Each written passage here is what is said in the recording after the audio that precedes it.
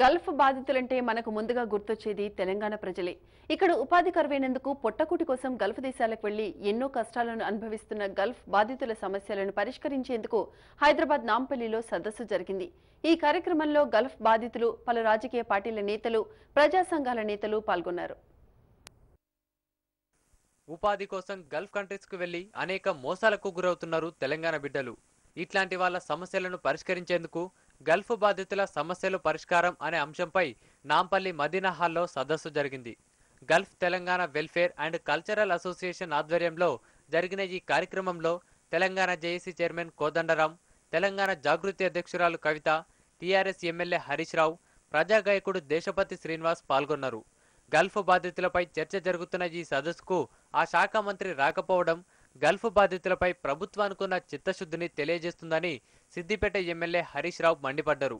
గల్ఫ్కు వెళ్లి ప్రాణాలు కోల్పోయిన వారికి ప్రభుత్వం ఇంతవరకు ఎక్స్గ్రేషియా కూడా ఇవ్వలేదని ఆవేదన వ్యక్తం చేసిండ్రు.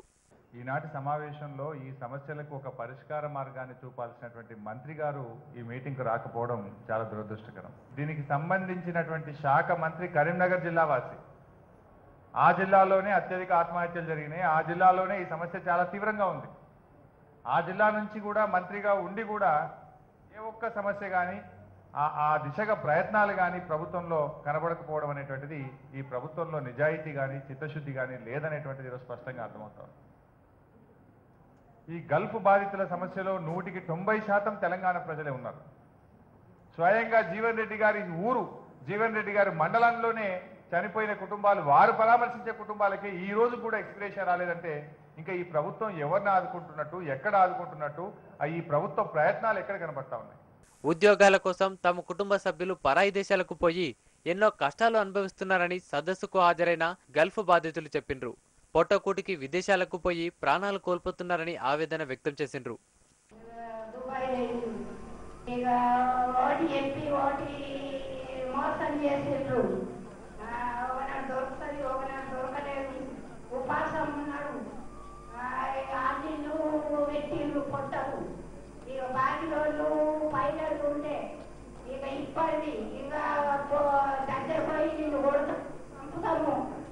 అంటే ఆ బాధలకు తట్టుకోలేక 8 లక్షలైన చచ్చిపోయింది. ఎంత బాధ చేసినా కానీ ఈయనలేదు. ఆ తమ్ముడు పోయి 5 సంవత్సరాలు అవుతుంది. 5 సంవత్సరాలు కోలే అప్పు బాధలు తీర్పలేక కాగితాలు డబ్బులు ఏరుకుంటా చెప్పినటాకి క్లీనింగ్ చేయబోయి అప్పుడు నా తమ్ముడు చనిపోయాడు. గల్ఫ్ బాధితులు అనుభవిస్తున్న కష్టాలు, బాధలను పరిష్కరించడానికి తెలంగాణ జేఏసీ తరపున అన్ని ప్రజా సంఘాలు, రాజకీయ పార్టీలతో కలిసి పోరాటం చేస్తామని జేఏసీ చైర్మన్ కోదండరాం తెలిపిండ్రు. ఎక్కడో ఒక దగ్గర ఈ అన్యాయం అనేది ఆగవలసిందే. ఆగటానికి మన వంతు కృషి ఏముంటది అనేది ప్రధానమైన ప్రశ్న. మనకు రాజకీయ పార్టీల నాయకులు చాలా విలువైనటువంటి సూచనలు చేశారు. జరగవలసింది ఏంటంటే వాటిని అమలు చేయించుకునేటువంటి ఒక ప్రయత్నం. ఈ సందర్భంగా తెలంగాణ జేఏసీ తరఫున మొట్టమొదటిగా మేము చెప్పదలుచుకున్నది ఏంటంటే వచ్చిన సూచనలన్నింటినీ కూడా ఒక పిటిషన్గా తయారు చేద్దాం. ఆ పిటిషన్ని మినిస్టర్ గారికి వీలైనంత తొందరగా ఇచ్చేటువంటి ప్రయత్నం చేద్దాం.